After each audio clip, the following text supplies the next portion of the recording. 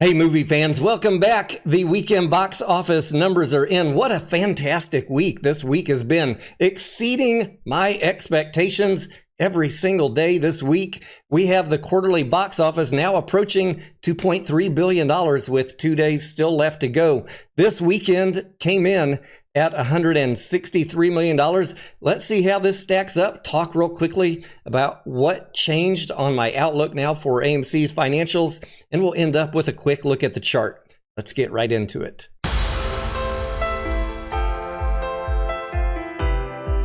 With Q4 now coming in close to $2.3 billion, the industry box office for Q4 now surpassed the recent high in 2021, giving us now the best Q4 since 2019. Yes, I would have liked to see 2.7, 2.8, 2.9 billion like we did in 2018, 2019. We're not there yet. Maybe next year, maybe 2026. But I will take the victory of this being the best Q4 since 2019. Sonic 3 and Mufasa held strong in the top two slots, but the big hit this weekend since its debut on December 25th was Nosferatu, a remake of the silent film from 1922. We saw this one this weekend, and guys, if you are a fan of horror films, especially the classics, this is a don't miss movie. $21.1 million for the weekend, $40 million gross for Nosferatu since December 25th. Wicked and Moana 2 held down the number 4 and 5 slots, and then in number 6, A Complete Unknown, the Bob Dylan story. I saw this movie this morning, and I'm going to give it a 10 out of 10. I don't care if you're a fan of Bob Dylan or not. This is a must-see movie for you. Go check this one out. A Complete Unknown bringing in $11.6 million for the weekend, $23.1 million since December 25th. That brings us to just under $163 million for the weekend, $333 million over the last 7 days since I talked with you guys about the box office. Now, we have 2 days left in Q4, and I would like to see the box office end over $2.3 billion. We need, in the next 2 days, $28.8 million of box office on a Monday or Tuesday. Can we do it? I think we can do it. Let's find out. Go see some movies. I don't talk with you guys much about short interest on AMC because it's under 20%, and that's kind of like my threshold on this channel to talk about short interest on a ticker, but it's the end of the year. So let's just take a look and see where we're ending the year at. 14.64% short interest for AMC. A very low cost to borrow is another reason that I don't talk about the short interest on AMC that much. 0.53%, as you can see on the table here. That means this is a easy to borrow stock.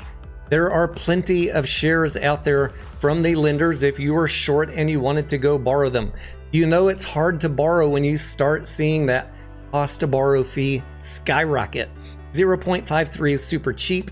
Don't let anyone tell you that this is a hard to borrow stock or that the shorts are struggling to find shares. And when you see 2.2 million shares available, read the footnotes at the bottom of this chart.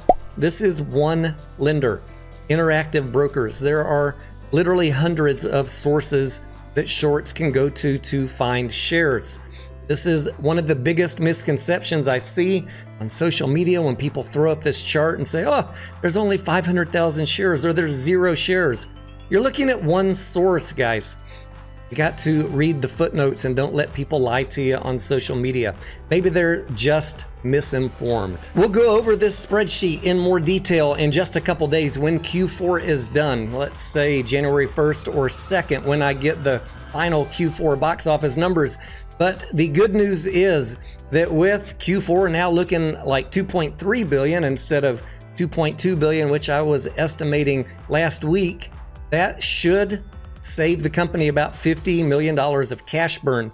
And by cash burn, I'm looking at all of the operating expenses, the interest expense, and any capex that the company is going to be spending. More on that in just a couple days, but the good news is that with the box office going higher than I was expecting, the cash burn will be a little bit less than I was expecting, but I do anticipate that AMC is going to burn cash in Q4. If you haven't been tuning into my videos, I mentioned the cash burn only because I am expecting a cash burn in Q4 and in Q1, and hence the reason I made the call in the Discord back in early November to give everybody a heads up that I expected the company to announce a dilution middle of December. It had nothing to do with the stock price or stopping a squeeze. The company is just trying to manage their liquidity. I can see that just by forecasting stuff on a spreadsheet, and I urge you guys to disconnect from all of these conspiracy theories that the company is trying to stop a squeeze.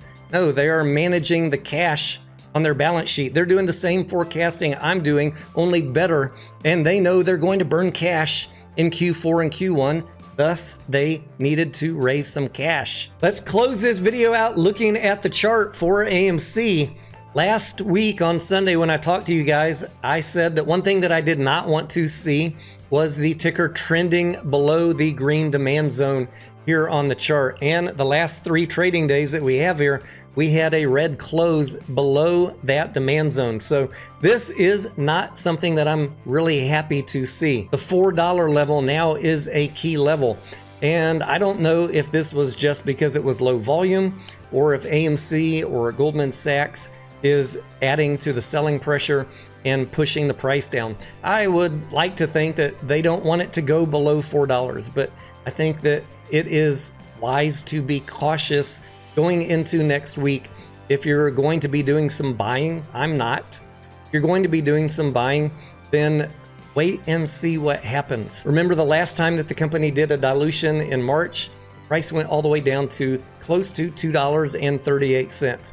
I sure hope that doesn't happen this time, but I can't tell you for sure how low it's going to go. I am hopeful that part of the reason they employed the use of a forward contract is to stretch out that selling pressure. If you read the documents, AMC can collect a prepayment from Goldman Sachs for the money they need to close out Q4 and get it on the balance sheet. And then Goldman Sachs can sell the shares at their leisure, taking up to 6 months. Now, I don't know when the forward contract ends. We're not privy to those details, but those are the general details that we have, that it could be up to 6 months. It could be over in a week or 2 for all I know. All I'm saying is there could be some extra selling pressure. We just don't know. So utilize caution. Best case scenario that I'd like to see is a tweet storm from Roaring Kitty. To be honest, that's about the only catalyst that I can tell you that would get these meme basket stocks moving.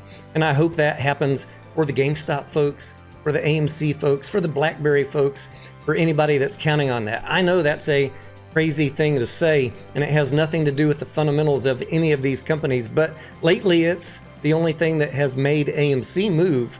So if that were to happen, maybe this thing moves up. If not, then I think utilize some caution in your buys. Let me know down in the comments below if you have any questions. Let me know what movies you're planning to see the last 2 days of Q4. We got 2 days left. We're still going to see Sonic 3 either Monday or Tuesday. I've already been to 2 movies in the past 2 days.